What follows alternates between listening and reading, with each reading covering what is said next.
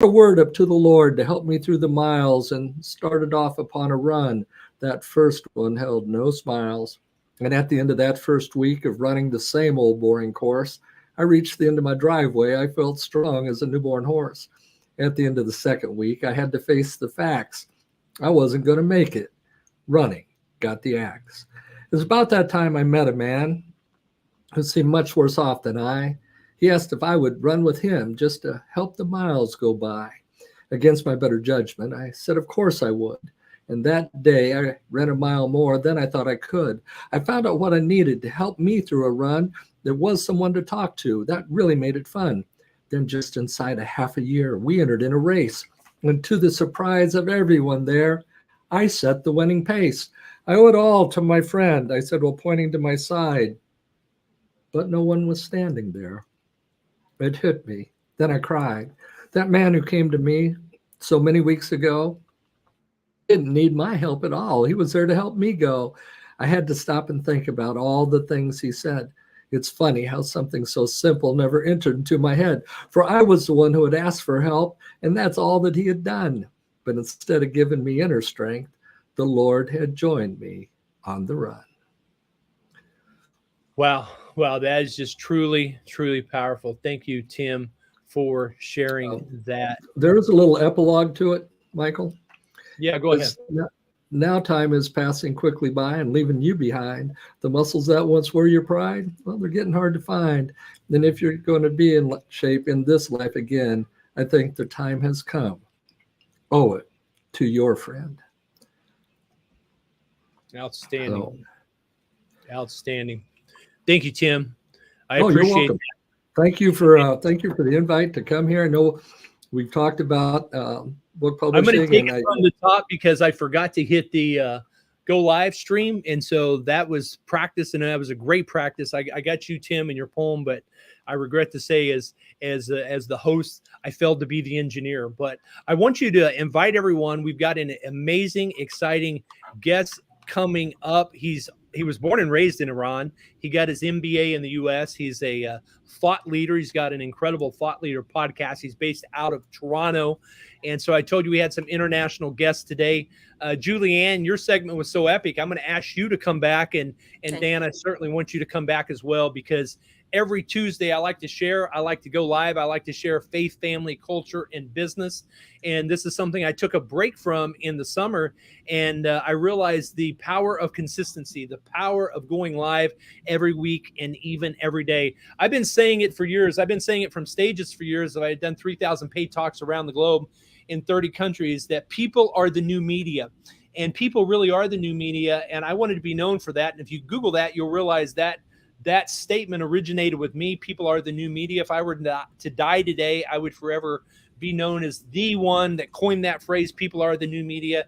And if the internet were a baseball game, we're only in the top of the second inning. And guess what?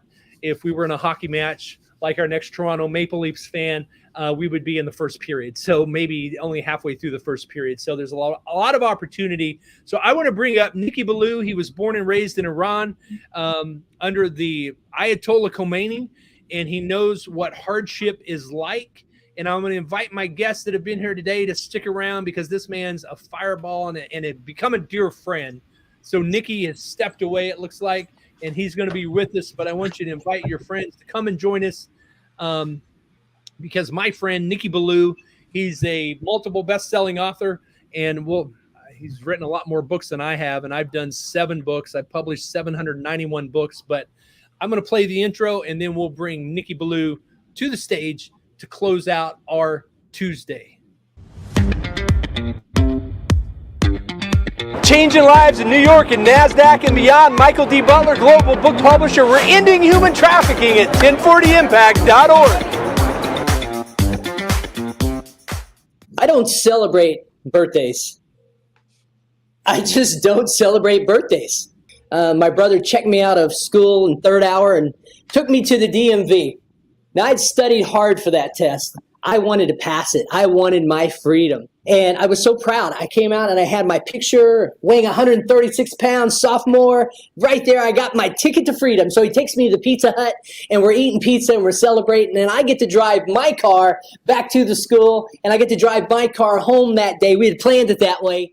I'll never forget when I was 7 years old, I told my dad, I said, Dad, I'm going to live to be 120.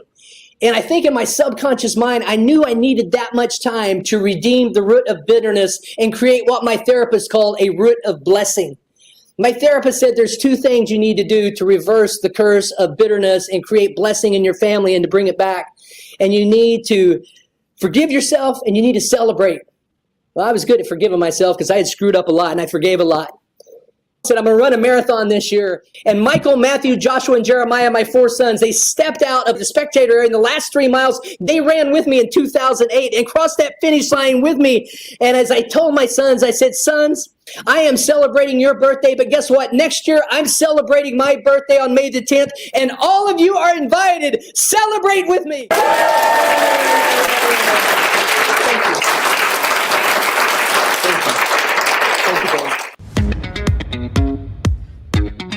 Changing lives in New York and NASDAQ and beyond. Michael D. Butler, global book publisher. We're ending human trafficking at 1040impact.org. Nicky, so great to have you on the Michael D. Show. Nicky Billou from Toronto. How you doing today, my friend? I'm blessed and grateful, man. Glad to be here. Thanks for having me on the show. Hey, it's really great to be here. You're a thought leader, a transformational thought leader, a best-selling author and speaker. You grew up in Iran. You've seen some crazy, amazing stuff. And tell us a little bit about that, but also you're best-selling author. I think more powerful than how many books you've written is how many books you've read. So fill us in on that, and then tell us a little sneak peek for somebody that doesn't know who is Nicky Billou. For sure. I'm originally, actually, as you said, an immigrant from the Middle East. I'm a Christian from Iran. When I was 11 years old, the Islamic Revolution took place in Iran. And my late father, God rest his soul, he could see the writing on the wall. This was not going to be a place to raise a Christian family. So he made a plan and he got us out of Iran. And we settled where I now live in Toronto, Canada. At the time, I was 11. I didn't want to leave my home. I didn't want to leave my friends. But looking back, it was the single greatest thing my father could have done for our family. He took us from a legacy of tyranny to a legacy of freedom. And I got to experience freedom. And I've become the biggest champion there is for freedom, free expression, and free enterprise. Anybody who's listening to this show, who wants to express themselves, who wants to write, who wants to create a business, has got to understand, without a baseline of freedom, you cannot have free expression. And without free expression and the ability to think about what you want to do, you cannot have free enterprise. Without free enterprise, you can't have a dream and a vision that you can bring to life. And that, my friend, is what I truly, truly believe in. This is why I believe the country that you're from, the United States of America, is the single greatest country in the history of the world, because it is the first nation ever dedicated to the proposition that all human beings are born free, endowed by their creator, Almighty God, with the blessings of liberty, and that they deserve the right to pursue happiness, as Thomas Jefferson said in the immortal words of the Declaration of Independence. Those are so important. Without those, we got nothing. We got absolutely nothing. And I'm going to tell you something else. Every human being on this planet needs an advocate, needs a champion, needs somebody to love on them and believe in them. What I do inside my work, yeah, I'm a thought leader. Yeah, I'm all about helping people learn the intricacies of thought leadership and all that good stuff. But what I'm about most of all is believing in somebody, pouring into them, loving on them, having them know that there's somebody who believes in them and sees their greatest version and what's possible from their greatest version coming alive. And by doing that, my friend, that's how I help people be the best version of themselves, make 2, 4, 10, 100, 1,000 times more money than they ever have before, and make the dent they were born to make in this universe. Well, Nicky, we feel your fire. We feel your passion. I think sometimes growing up in America, being born here, I grew up on the farm in Oklahoma. My brother and I and our dog, my parents, I can just remember, we had our chores feeding the cows, and it was our thing. We thought about kind of us four and no more, really. But, the world has changed. And sometimes I think Americans take it for granted that this is always going to be a free place. This is always going to be a place that promotes freedom, and that you can go out and build a business, and that you can go out and do whatever you want to do. But I can remember during the Cold War, I can remember Reagan negotiating with Gorbachev and saying, Gorbachev, tear down this wall. We see socialism making a comeback. You're in Canada, I'm in the US, and we see socialism has really kind of become fashionable for young people in colleges.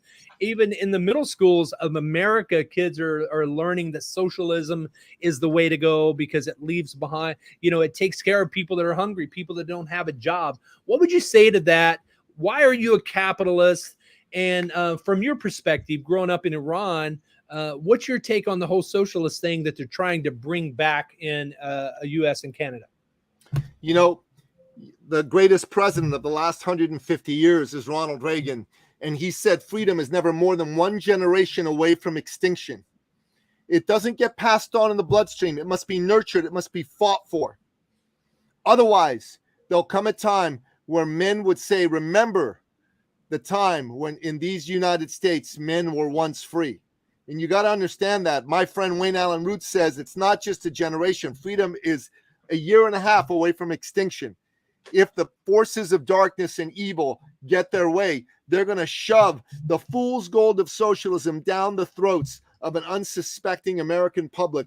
And this last best hope for mankind will disappear. And I'm telling you what, if the United States does not remain a free country, if socialism takes root, I'm telling you that mankind's hope for freedom will extinguish, and that light will not be lit for at least another 1,000 years. Make no mistake about it. The fight for goodness and light and liberty is happening right now in the United States of America. And everybody needs to understand this. Everybody needs to understand that if you believe in freedom, if you believe in goodness, if you believe in God, if you believe in pouring into people, the time to speak up for freedom, the time to stop censoring voices you disagree with is now. The time to stop acting like a third world tin pot dictatorship banana republic and going after your leading opponent in the election is now, not someday, now. It seems like ignorance, if you can keep the people dumb, you can control the people. And before the printing press came out, it was the church, it was the Catholic Church that was selling indulgences. The way they filled their treasury is you didn't know if your relative made it to heaven or not, or made it to purgatory or not. So they would charge you indulgences after your relative or your parent or your spouse died, and you would actually have to pay the church because you didn't understand what the Bible said. It was written in Latin. You didn't speak Latin. But it wasn't until we had the printing press in the 1500s that brought the world out of the dark ages. Now, and I always say, hey, if the printing press brought us out of the dark ages, what will the internet do? A lot of people thought the internet killed publishing, but publishing is up globally. That's why I say it's time to write your book. That's why I say it's time to jump on my webinar at Write Your Book or at beyondwebinar.com. I'm going to teach you this Wednesday how to write your book in 1 hour. So jump on that webinar, RSVP.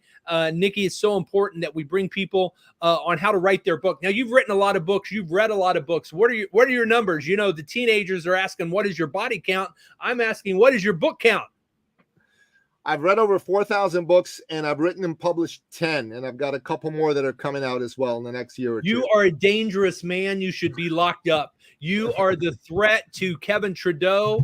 And, Kevin Trudeau last year was wiping out people's bank accounts. Justin Trudeau, not Kevin Trudeau. That's a whole different person.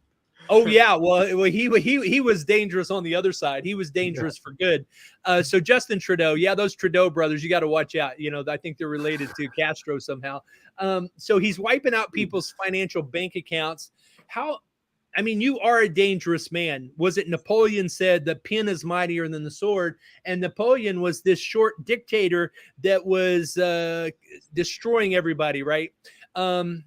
So Nicky, Tell me about that. Tell me about why you're so dangerous and why reading is so important and why we're having this in the US, just as you did in Canada last year. People's assets are getting frozen. People are getting canceled. What's the cure? How are we going to take it back in America? One reason we haven't lost our country yet is 40% of Americans are armed. Thank God for the Second Amendment, man. God bless the Second Amendment. God bless the founding fathers. God bless Thomas Jefferson. God bless James Madison. God bless Alexander Hamilton. Those dudes, they just understood that an armed populace is a free populace, and that's one reason America is still free. I'll tell you that right now. And what you've got to understand that today, now is the time for you to spend money with corporations that believe in what you believe in. There's our book, the Great American the Great Patriotic Boycott Book, which is a book that was endorsed by none other than the one and only President Trump. Let me show this book that to is you. great. This was endorsed by President Trump. That's his endorsement right over there. And basically, this is a list of companies that are patriotic and pro-American. Public Square has come out and put this on steroids because now there's thousands of companies that are patriotic and pro-American that are on their website. You can basically take your money away from the woke and you can direct it to the non-woke corporations. You take away a good $1 trillion in spending from these woke corporations, and let me tell you, you are going to absolutely put a stop to this mess and vote for and elect Republicans. You may have been a Democrat at one point in your life, but the Democrat Party of today is not the Democrat Party of your grandfather and your grandmother. It is a socialist, Marxist, anti-American party, and you need to make sure that anybody you love who may have been a Democrat but is still a patriotic American understands that you can't be a Democrat today. To be a Democrat today is the same as being a traitor, is the same as being a Benedict Arnold. If you're deliberately being a Democrat, if you don't know any better, help those people that don't know any better become Republicans and vote for the people that are going to save this country. The Republican Party back in the era of the Civil War is the one that took this nation away from slavery and destroyed the slavery owning mentality of the Democrats. They've always been a party that's been a party for taking at least some of the people's freedoms away, and they're still that today. Make sure that you do everything in your power to ensure that they are defeated in the next set of elections that you have in the United States, and make sure that you combine with good people and you bring these people into your sphere. You do business with them. And if you're someone who's a business owner, if you're someone who's a coach, who's a consultant, stand up for these folks, jump forward and help them be successful. You got to believe in people. You got to believe in people that are hurting. You got to pour your love into them, and you got to stand up for freedom. That's the only thing that's going to save us all. You know, that's good, Nicky. And I want to say thanks to Mike Green. He's a great patriot from Idaho, and he's watching, and he says, you know, he's retired Marine Corps. So thanks for your service, Mike. He says, buy American, especially food. We are at war. Just don't know it. We are at war, and it's so important. Just like you said, the Republican Party eliminated slavery. Reagan was a Republican, and Abraham Lincoln was a Republican. It was the Democrats that started the Ku Klux Klan, and we're about to have a great awakening in America. Though, I mean, I see the videos, I see these young people getting baptized in the Pacific Ocean. Greg Laurie baptized 4,000 people a couple months ago after his movie, The Jesus Revolution, came out. I know you're a believer, and you talk about, you know, it is important that we save our country and that we end socialism. But I think the big at the root of the problem is we've got a spiritual problem, and I think people need to come to grips with their Creator. I think they need to. We've got to quit printing money, and maybe Dan could weigh on this in a little bit. And by the way, guys, the first 30 minutes, I forgot to go live, and so I apologize. So Julianne, if you and Dan and Tim want to stick around, we'll redo your segments and go a little longer, because I didn't start streaming this until about, I think, 35 after the hour. So sometimes I get a little excited and carried away in the moment, but you really nailed something that I'm passionate about, Nicky.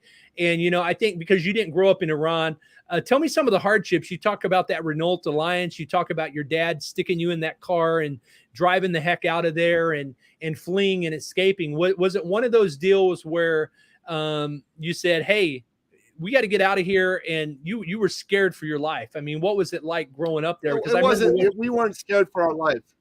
I want to be clear. We weren't scared for our life. There's people who had those kinds of escapes from Iran and other countries, but we weren't that. We went to the airport, we got on a plane, and we left. Now we pretended we were coming back, and we didn't.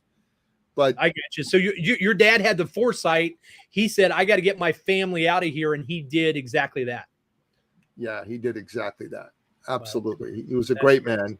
Honored to be his son. He was a man who believed in people and loved on people, and I carry that legacy of believing in people and loving on people. So you had me on both of your podcasts, the Thought Leader podcast and the Men's podcast, talking about 1040 Impact. We were talking about rescuing kids from human trafficking, and you had me speak to your business group in Toronto. Your men in 5 minutes raised about $2,400 US for 1040 Impact, where we rescued 375 girls from human trafficking, where we feed, clothe, and educate 375 girls on a daily basis with our full-time staff of 25 in 4 safe houses in Pakistan and Oklahoma, feeding 40,000 meals a month. How passionate are you about, after seeing Sound of Freedom, Nicky? I know you're very passionate about helping men and men's issues. And every Tuesday we talk about things here that are related to spiritual health, personal health, business health, and goals. But tell me just how passionate you are about people. You lost 40 pounds recently, and you're very focused on a business growth trajectory this year, and you've helped men all over the world. Why are you so passionate about 1040 Impact and what we're doing to rescue kids? It's God's work that you're doing. I think that one of the horrid evils of our time are the people that take advantage of little kids and abuse them. And there's a special place in hell reserved for them. And what you're doing is you're taking those kids out of hell on earth and you're bringing them into a beautiful situation. I think anyone and everyone can get behind that cause. And it's so important that if you've got the ability to do something about this, whether it's give some money or bring attention to it to politicians or other people who can raise some money, you should do it. Because Michael Butler, he's doing this all on his own. He's funding 90% of this out of his own pocket. Man, look at how many more kids he could rescue if instead of him funding 90% of it, he was only funding 10% of it with the same amount of money. So instead of saving 375 kids from sexual slavery, you'd be saving 4,000 kids. So if you're listening to this, do something. Help these guys out. Help end human trafficking. Help end sexual slavery. Well, this is huge, and I really appreciate you for saying that. Nicky, you and your men's group has just been great. Every other Thursday night, we meet up and we connect and challenge each other and do some amazing things to inspire one another. And how important is it? We have this in the U.S. and Canada where up to 70% of homes, I think in the African-American community, 70% of children are raised in a single-parent home with no father. And we publish a lot of books every year by authors who can trace their trauma back to the fact that their dad left when they were young. What is it about men that's going to, if we can reach men and help repair men, then we can heal our culture? You know what? Throughout history, we've had men and women who have basically had a role to play in creating a powerful society. The forces of socialism decided that they wanted to mess with our society. And if you see Yuri Bezmenov's video on YouTube, his long video on YouTube, he talks about how the Soviets came and brought agents into the West and started to destabilize the nation and a lot of its pillars. And one of the main pillars they came after was the family and men, because they knew if men were strong, military-age men were strong, there's nothing they could do to mess with us. But if they started weakening men, then they could mess with us. So the whole so-called women's lib movement, while it had some good impulses behind it, it was unfortunately pushed forward by folks who wanted to weaken men, weaken the bonds between men and women, and they were wildly successful. So today, you've got a situation where men aren't acting like men. Their word isn't count onable. They don't provide for their families. They run at the first sign of trouble. all this is very, very bad for our society, because if you've got a society of weak men, then a society of strong men is going to come in and take it over. And they're going to take over all its resources. They're going to kill the men, and they're going to take over everything that really, really is valuable in that society. And we've got to be careful. We're on the precipice that if we don't turn this around, the forces of darkness are going to win the battle against the forces of light. About the 2 million military. I know, Nicky, you've got to go to another meeting in a minute, but people can reach you at eCircleAcademy.com. This is Nicky Billou from Iran, thought leader, author, and speaker. You've read 4,000 books. You've authored how many books did you say? 10 books, and then you've got more coming. So we're collaborating on several things here. And so, Magena Gara is weighing in, and she's one of our best-selling authors on real women and real estate and powerful female immigrants. In fact, recently, her book, Powerful Female Immigrants, landed her on the national news in Albania, and she's doing some amazing things. So freedom is on my podcast, brother. I'd love to interview her. Love seeing powerful women getting out there and doing their thing. She's amazing. In fact, we've got the sizzle reel I'll show you here in a minute. She's doing some amazing things there. And so I'll definitely connect you guys every Tuesday right here, guys, at the same time. We're going to go a little bit long today because I failed to hit the go live button. My engineer was out today and I was playing the engineer. So I believe in going live. I believe if you want to change your business, you go live every day. Nicky, you're changing impact in lives. And so glad you're here today on the MichaelD Show, where we talk about faith, family, culture, and business, because we are at war. Thanks for weighing in, Mike Green, on that. We are at war. And Magena, it's great to have you here today. Are you back in New York today? I am. So good to be here. Oh, great. Well, Julienne had to run. She's in Queens, so you just missed her, but she'll be back next week. She was talking about her new book, and I want to connect you with her. And I think, are you hosting an event this weekend in New York for women in property management? Yes, I actually am. Let me just get out of YouTube because I was, I'm hosting an event on Thursday in New York City where 100 women from property management come together and network. And of course, there will be men there as well, men who support women. And I'm super excited. This is our second annual Women in Property Management. And that's why I'm like, oh my goodness, I have to support Michael, but then I'm supposed to be somewhere 3 hours ago. You're supposed to be everywhere. You were flying around in private jets over this last weekend.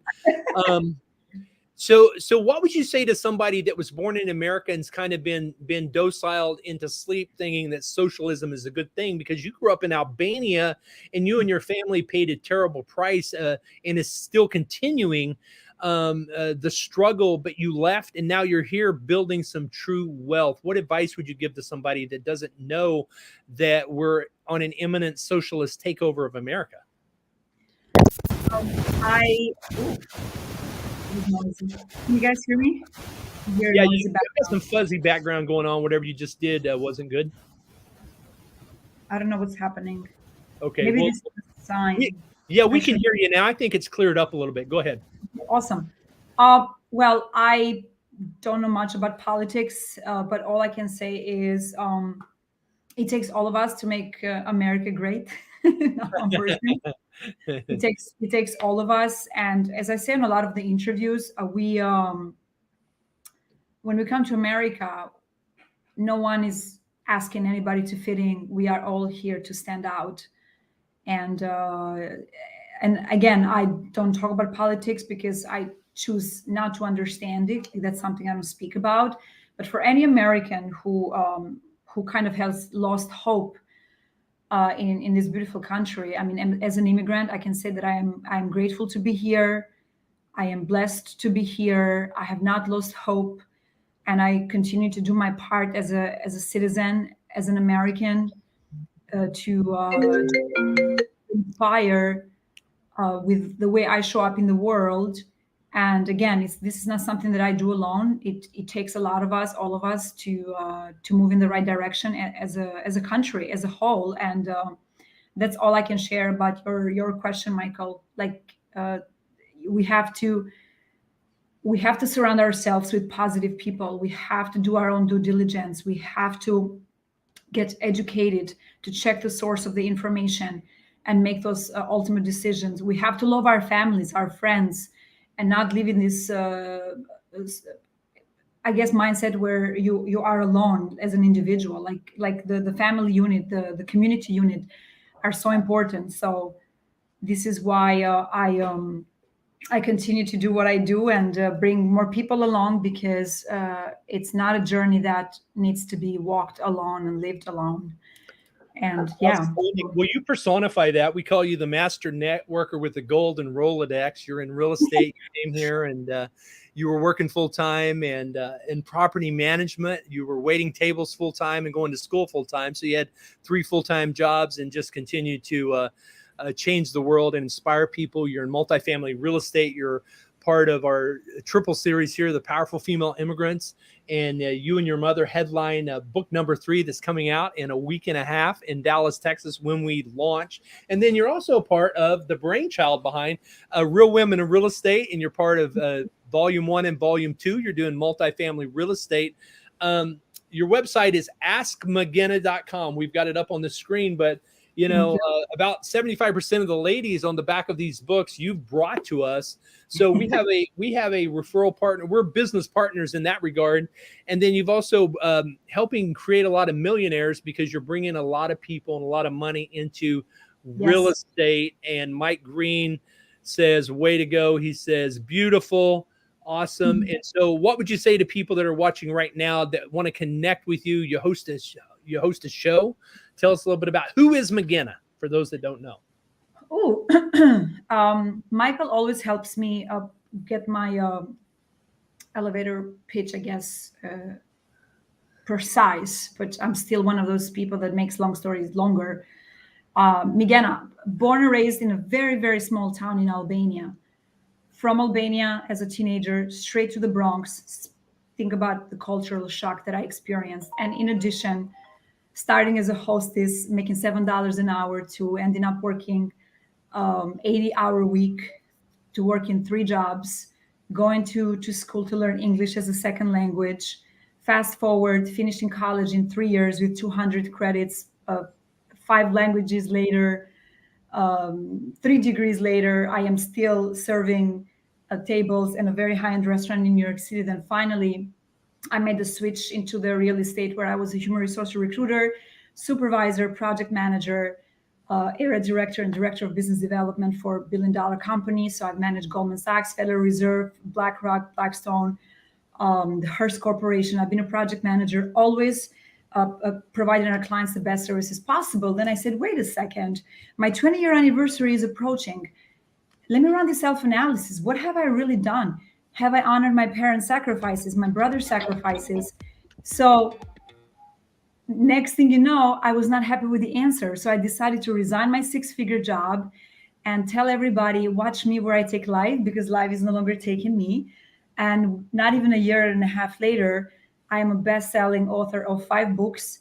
3 are Michael's initiatives and 2 are my own initiative, as from the inspiration of The Powerful Female Immigrants. I pretty much gave birth to Real Women in Real Estate. And because I never liked doing things alone, I brought in Brooks Evans Pinheiro as my co-project manager. 31 women, 27 stories. Now we're working on Volume 2, which is launching next year. And in addition, I opened my Eagles MA consulting company in New York City. I am a TV host, associate producer of America's Real Deal, where we— There you are on the stage with the man himself, Glenn Morshower. Glenn, look what he does. Oh my God. I was like, I love this. You're man. hobnobbing with A-list celebrities around the Yes, world. You were in yes. the jet with the executive producer of Sound of Freedom last week, Paul Yes. Hutchinson. You had Oh my Paul God. Hutchinson on your show. Yes. Yes. So a all lot this going on. from a $7 an hour hostess who comes to America afraid of getting deported because you had to tell a little white lie about coming here. And you and your mom had your fingers crossed and were praying that you didn't get discovered because you had to pretend. You want to tell them? I think, Michael, they have to buy the book for that. That's Yes, they have to buy the book to read your story, because all I can say is America wants all of us to stand out. We're not here to fit in. You don't allow your accent to determine your future. You don't allow that limited belief that because you were born in a different country, because you sound a certain way, you look a certain way, that you cannot make it. And the only way the things will happen for you if you give them life. So you have to give yourself a permission, and don't wait for anyone else to give you permission. And all I can say also in addition to that is you can be a man, a woman, or anything you want to be. Don't allow any of that to determine if your dreams will come true or not, because my dreams were not coming true, even though I'm in the New York City, I guess the capital of the world. The moment I said, we are going to go for it, we are going to give ourselves permission, we are going to give our lives, our dreams life, like dust off that dust that was collected for the past 18, 19 years, that's when I became the wealthiest person in the world, because I have been connected with thousands of people. And that's what wealth is to me and health is to me. I count how many people I have in my life, and I get healthier and wealthier by the second.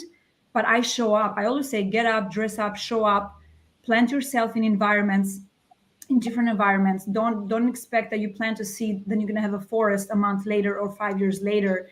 And if you want to have these walnut tree forests, you have to surround yourself with the walnut seed.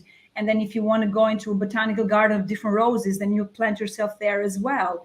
And that's how things happen for us, because I was here in the Bronx. No one knocked on my door to say, hey, Megan, here is this opportunity for you. Right. I show up in the world. And then Michael said, oh, nice to meet you. Would you like to share your story? Absolutely, Michael. And fast forward, we help in many others. We have this global movement. And I'm super excited that I am in Michael's ecosystem as much as he's in my ecosystem. And we have just began. Like, this is just the beginning, in my opinion. And nice to meet you, Dan. Nice to meet you, Tim, Coach, Stuart. And this is us in Canada. No, this is not in Canada. This is in Dallas. Yeah. So, I mean, we've done so much this year. It's already October. We're going into the fourth quarter. And these, let me just turn up the volume here. You were co-hosting this event with me. Powerful female immigrants. There's all the books we're picking up. Maricela, Anastasia. I mean, just an incredible time. There you are. Here we are the night before, the pre-party, the after party, just epic time. BB. We're going to do it all again. We're going to do it all again next week. Dan, you should come down to Kansas City and be with us. Oh my God. I have some friends coming from New York and Dallas for the book launch. They are so excited. We'll have networking events to get to know people. And so many more projects. There's your mother, you and your mother. Mommy, yes. Andy and his daughter. Fabulous. Well, it's really about creating the magic, right? It's all about it's all about the magic that gets created, because we're creating a moment in time where, we kind of capture this moment in time where it lives on, and people truly are the new media. And just like us streaming this show today, when we had Beyond Epic 1, I said there's more content streamed than there is on cable television and analog television.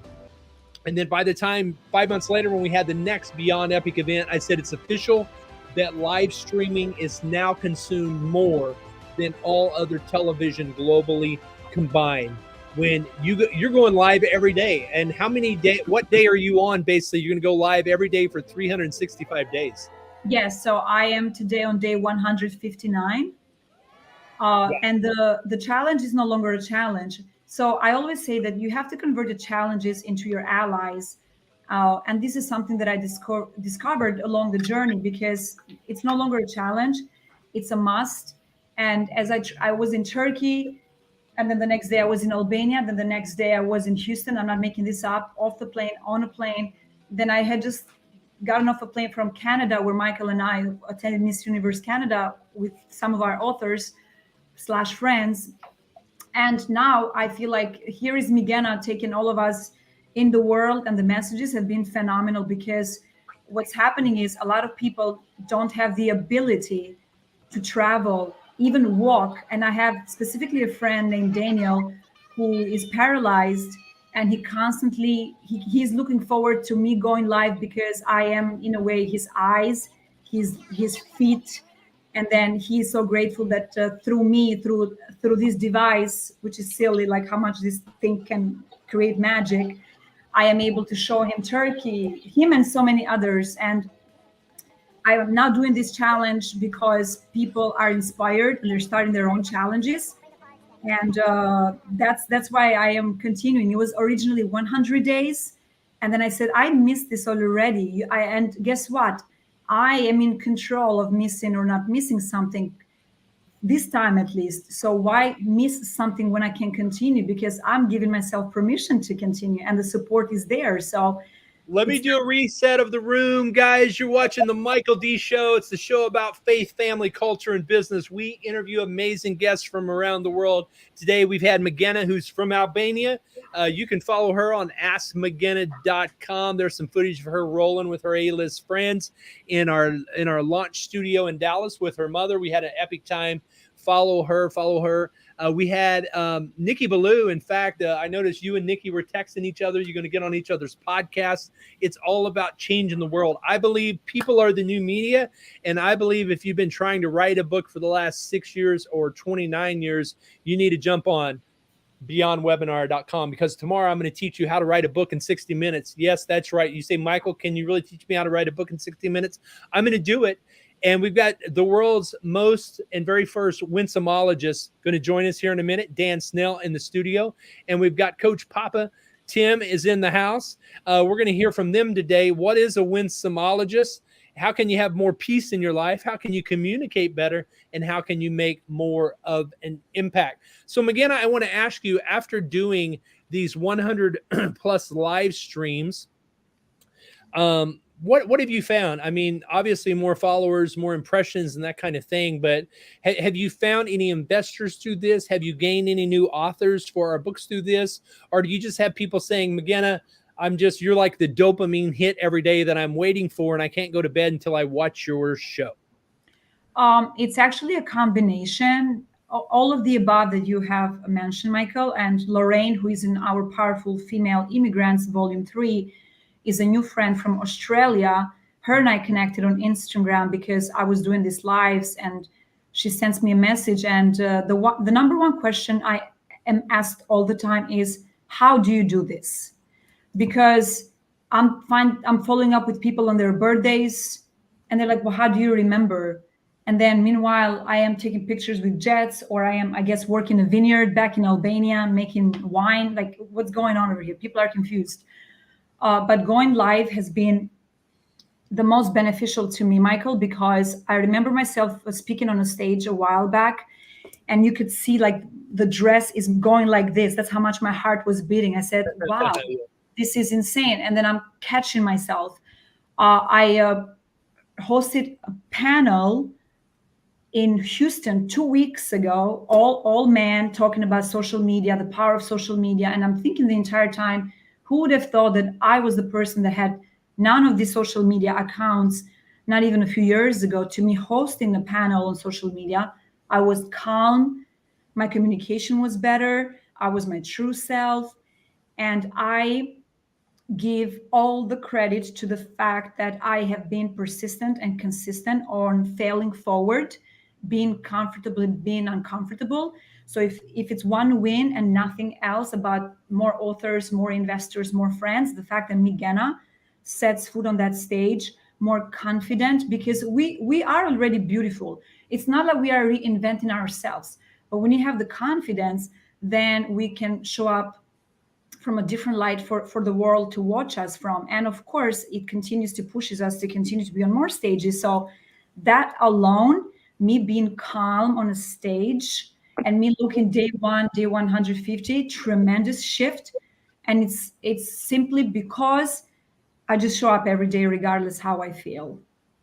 Beautiful. Well, that's what it is right there. You gain the confidence, and you're streaming daily. You're going live daily. We're going live every week. And, you're impacting people right here. Mike Green says, wow. Mike Green says, what are the outlet of your live streams? We're on LinkedIn. We're on YouTube. We're on Twitter. We're on Clubhouse, Facebooks. Yeah, you're on Clubhouse. I'm not streaming the Clubhouse anymore. Probably should be, but you're there. If you go to askmcgenna.com, you can see everywhere she's live streaming. Where we're live streaming now is everywhere. Everywhere. We are omnipresent. We're omnipresent.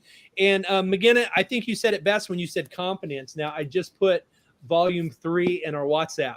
That's kind of a little insider because 25 female authors this time because your mom's featured. I love how you really honor your mom. You know, we hear from the scriptures, honor your father and mother, but not everybody does. I love how you've brought your mom with you to Dallas every time. How important is it for you to honor your mom like you did here in volume 3? Oh my goodness. I mean, I wouldn't exist if it wasn't for my mother giving life to me, carrying me, and continue to carry me every second of my life, because a parent's job is not only to carry them and then you fly. No, they're there with you every second of the way, even if it's not always physically present. And when you approached me, Michael, for volume 1, and I went, LOL, Michael, this is McGenna, you have the wrong number. I am not an author. You said I have the right number. I was the one who asked you. I would love to feature my mother because she always wanted to write a book. So her and I actually have a picture together on Powerful Female Immigrants, volume 1. And I honor her on volume 2 and volume 3 to give you a little bit of a spark. It's pretty much walking in my mother's shoes, from diner hostess to TV host, because literally I was wearing my mother's shoes going to work every day because we had $80,000 in debt coming in this country, and I was wearing some stranger's clothes and mom's shoes. And those shoes gave me comfort, gave me confidence. I felt protected, taking a bus at 5 a.m. for 2 hours to go in White Plains, being afraid because I had no legal status. I spoke no English. And the moment I would wear her shoes, I was like, I am invincible. I am protected. This is so magical. And moving forward, every time I wear shoes, because we both have the same size, I always go back to the black boots that I was wearing going to work as a diner hostess. She sacrificed everything for my brother Benny and for me. And if I don't honor her, there's no point to exist, and there's no points for anyone to be friends with me, because love starts in the family. It's inward going outwards. It's not external going internal. And because she has created me, I am forever grateful to her, and I am her in so many levels. And I've always wanted to be like my mother. She says I'm better than her, but I doubt it. I think I'm 5% of what my mother truly is and how she shows up in the world. And the way I love Michael, and now how I'm going to love Dan and everybody else that's in the world, it's pretty much the magical energy of my mother always being with me. And to bring her to these launches and to have all of these women call her mom. I tell Michael, I'm going to go broke. I need to open 5 businesses because I have so many birthdays, because she adopted all the women. I have like 100 sisters now. I'm like, oh my goodness. And you show up for everything. You're so supportive. You literally were wearing your mom's shoes. So I want you to be here every Tuesday that you're able to be here. We have multiple meetings a week. If you're a Beyond Publishing author, every Wednesday night from 6 to 7, we do our mastermind. It's called MichaelD Insiders, where we talk about what's hot, what can you do, which stages can you get on, which podcast do you need to be on to launch your book. So McGenna, thanks for being with us today. If you can stick around, that'd be great. I'm glad you were able to connect with Nicky and jump on his podcast. But right after this clip of me speaking at NASDAQ, we got 2 great guests lined up. We've got Dan Snell. He's a Winsomologist. He's got 2 new books out, The Winsome Way and The Winsome Candidate.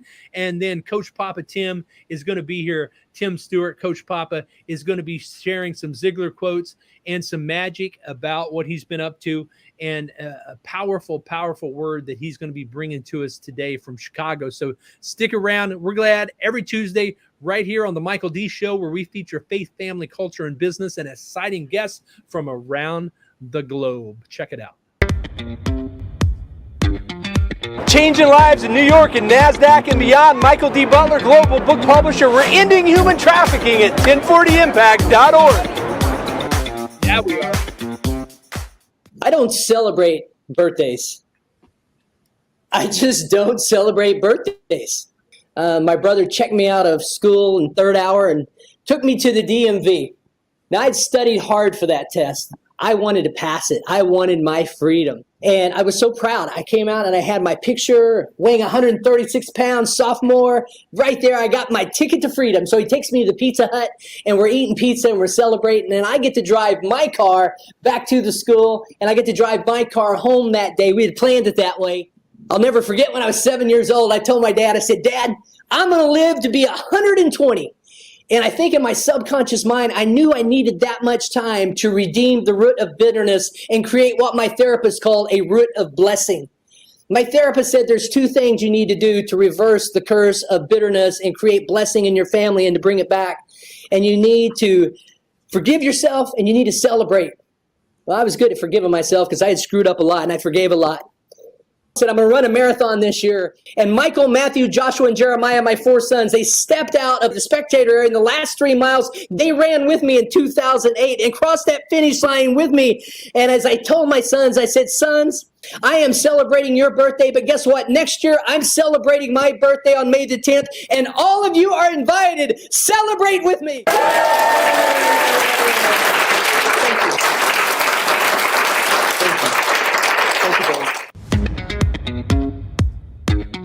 Changing lives in New York and NASDAQ and beyond. Michael D. Butler, global book publisher. We're ending human trafficking at 1040impact.org.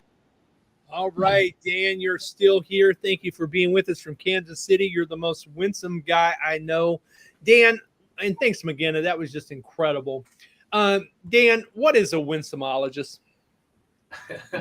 Well, a winsomologist is a student, and I've been a lifelong student of winsome people.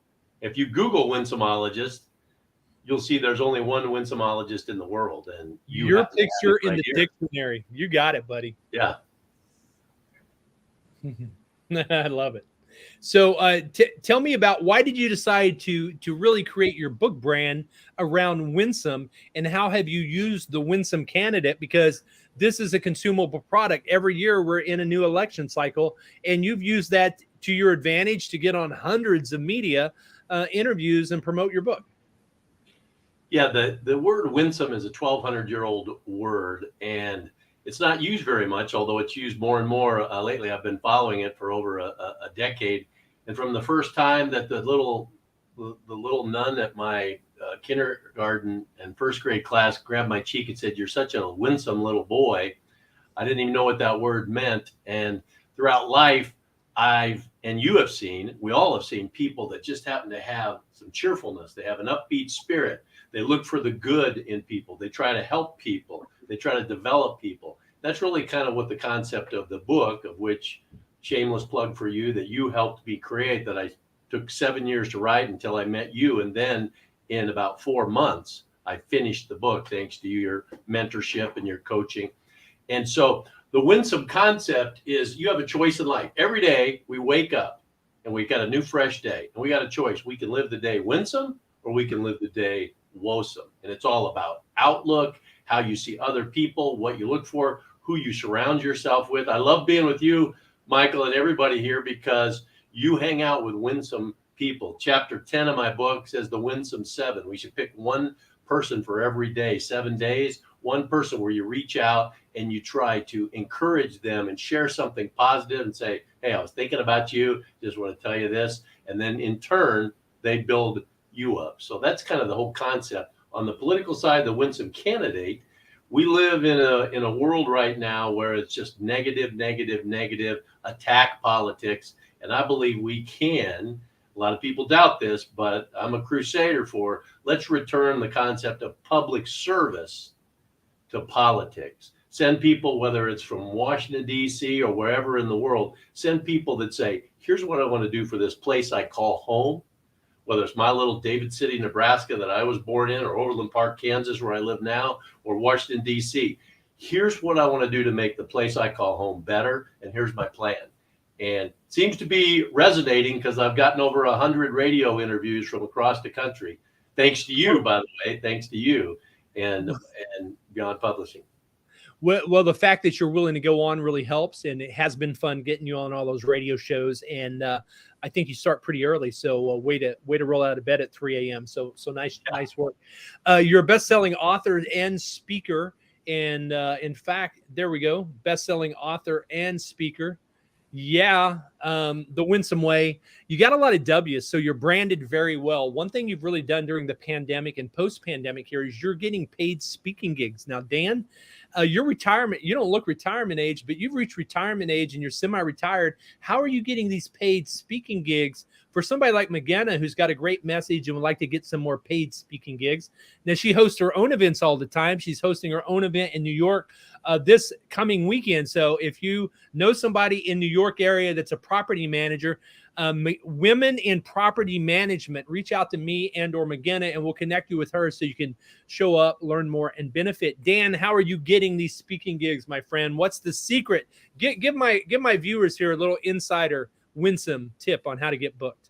Sure, I'd be glad to. And I'll even borrow from McGenna what she said earlier, is just show up. Lots of times in life, 90% of life is just showing up and having, as she has, a countenance that is smiling, that is helpful, that reaches out to others. And people feel that. We live in a society where it's all about me, me, me. Even our neighborhoods, most people live in a lot that's 70 by 120, and they don't even know their neighbors, let alone who's their city councilman or who's their congressman even. And we need to find and discover those around us in a better way. And how do we get speaking? How do we get, or your listeners get speaking gigs, is have a message that, as McGinnis said, that connects with somebody. There's a lot of hurt. There's a lot of pain. Everyone recognizes, whether it's in the economy or it's in politics or it's in relationships, the American family's not being paid attention to enough in Washington, D.C., let alone things like the border and all the things that they should be paying attention to, not the 5 o'clock news sound bites. But if you come up with something that's a solution that, hey, I can relate to that, and people want to hear a message. What people are saying is, Dan, I want to understand this winsome concept, because how do you stay cheerful and upbeat and positive, and when all around you are clamoring? The Bible says in Ephesians 4:31, don't have bitterness and wrath and clamor. Sometimes we just see clamor on the 5:30 news. And I think we can do better as a country. We just need to get some leaders out there that are starting to be more positive.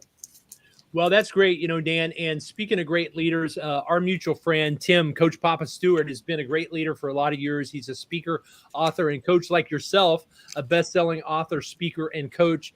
And Tim, you've been making impact for a lot of years, and you were impacted by Zig Ziglar, one of my mentors and coaches that I was actually able to meet before he passed away. And one of the things he used to say all the time that I love is, and he's known for, is you can have everything in life you want if you help enough other people get what they want. So Coach Papa, thanks for being here with us. Drop some wisdom on us. Then I think you've prepared a piece for us. Please share. Well, absolutely. I believe it says you'll automatically get what you want out of life if you'll just help enough other people get what they want out of life. And it's that automatically piece that I've been waiting for, because I figured all I have to do is go out and do the Lord's work and take care of enough people, and it'll start coming back in. On my business card, I have Galatians 6:9, which says, "Let me not weary in doing good, for at the proper time I will receive the reward if I do not give up." And those things have been my guiding light. Sometimes to the let's say my wife just isn't all that happy sometimes when I'm going out to help somebody. She says, "Why are you doing that?" He says, "Well, because they need it." And she says, "But they're not paying you." I said, "That's all right." I says, "It'll come back. I may work here for free, but I'm going to get paid over here." And it's worked out in my life, and just, that belief. I met Zig in 1997 the first time, and he was autographing my book, and he said, "What are your goals, son?" I said, "Well, Mr. Ziglar, I have 2 goals." And he said, "What are they?" I said, "One day I'd like to open up one of your presentations." And he looked at me and he said, "You're a speaker." And he had this look, and he had this amazing, if you ever had the opportunity to be in his presence as you did, he was real and as genuine as they get. And he looked deep into my soul and he said, "Are you a speaker, son?" I said, "I'm working on it." He said, "What's your second goal?" I said, "One day you'd open up one of mine." I've had the opportunity on Monday morning to be the keynote speaker in the Zig Ziglar devotion. 7:30 every Monday morning. Zig's entire career was the most important meeting of the week because they devoted the week to the Lord. And that continues on after his death. His son Tom and daughter Cindy and Lori Majors continue to run that. And it's a great place. Dan is there most Mondays. I'm there most Mondays. Michael, you've been showing up, and that's you've been a blessing to the group. And invite anybody. They're open.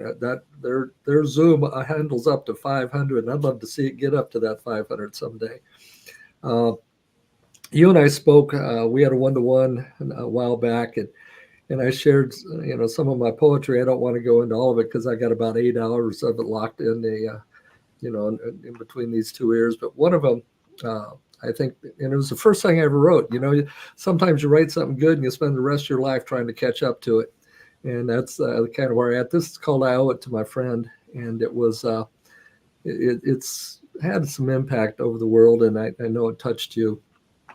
But it says, time was passing quickly by and leaving me behind. The muscles that once were my pride were getting hard to find.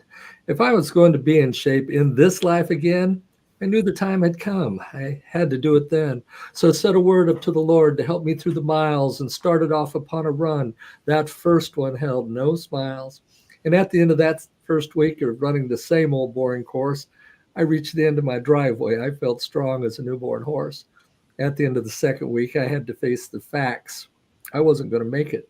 Running got the axe. It was about that time I met a man who seemed much worse off than I. He asked if I would run with him just to help the miles go by. Against my better judgment, I said, of course I would. And that day I ran a mile more than I thought I could. I found out what I needed to help me through a run. It was someone to talk to. That really made it fun. Then just inside a half a year, we entered in a race. And to the surprise of everyone there, I set the winning pace. I owe it all to my friend. I said, well, pointing to my side. But no one was standing there.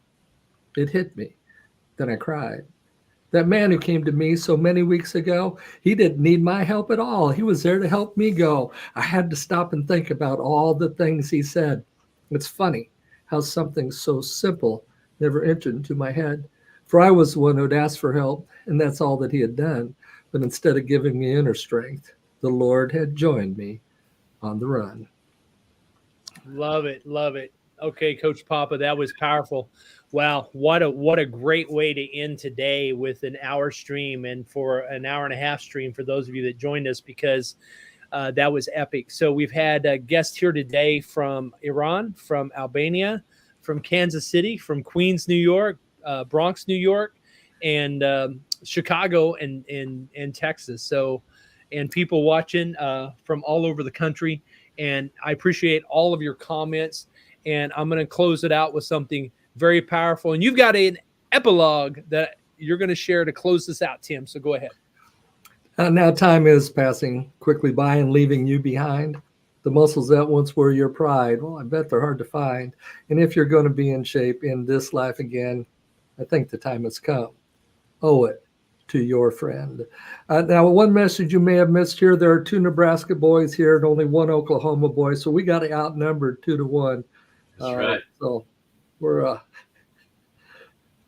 I'm from a smaller town than Dan is in Nebraska, and he's actually refereed basketball in my hometown a number of years. I've been booed there. I've been booed in your town. You've been booed in my town. I'm sure it was a bad call. Yeah. I've been tarred and feathered in the town. So thanks for joining us on the Michael D Show every Tuesday, the same time, the same station, faith, family, culture, and business. Maybe one day we'll go live every day, just like McGinna. Amen. AskMcGinna.com. So keep up the great work. Really proud of all of our Beyond Publishing authors. And join us every Wednesday night on the Michael D Insiders, where we look at the best ways to get on more podcasts, sell more books, and impact more lives. I'm going to take you out with some fun music. Hey, Winsome, my friends. Be winsome every day.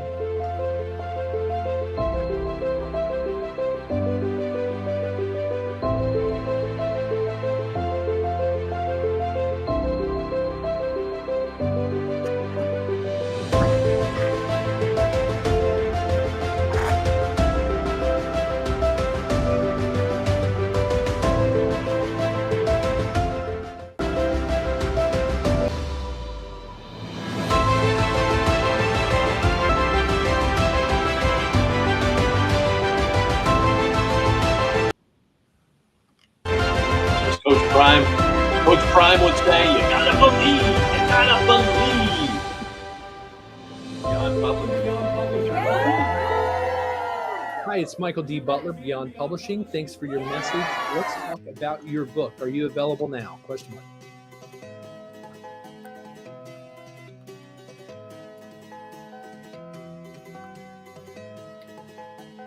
We're still live, Michael. Thanks for joining us. Thanks for having us. We'll probably do another one next year. Coach Prime would My like wife it. leaving kind of took the wind out of me, so Michael D, we're still live, baby. We're still in the arena. We're still on the field. Is he-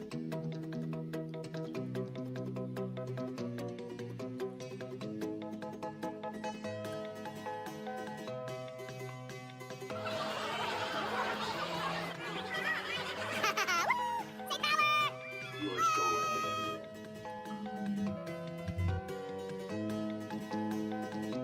Is everybody epic? Yeah, beyond. Let's go beyond epic. All the way down.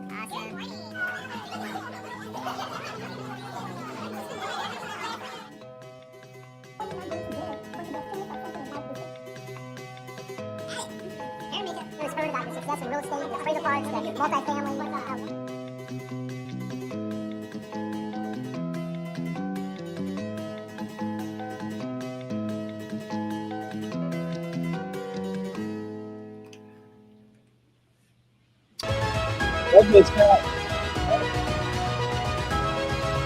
Coach Prime. Coach Prime would like this Michael D show. he would. You gotta believe. You gotta believe. So well, first as a human before you knew him as an actor. What's the question you want to ask him now that you've got him here on the stage? I really love Glenn Morshower. Award-winning actor from 24 and Transformer, Glenn Morshower. The money? really want to get better at McGinna knows where the money is. being the engineer. Well, speaking here. of I show almost me the a money, full-time engineer. McGinna has upper right-hand Live corner. You America can is stop the happening across live. America, I And think, so buddy. this weekend you can lock in Volume 3 This is great, for the right? same price that you locked in Volume 2. Just so you know, there's such demand for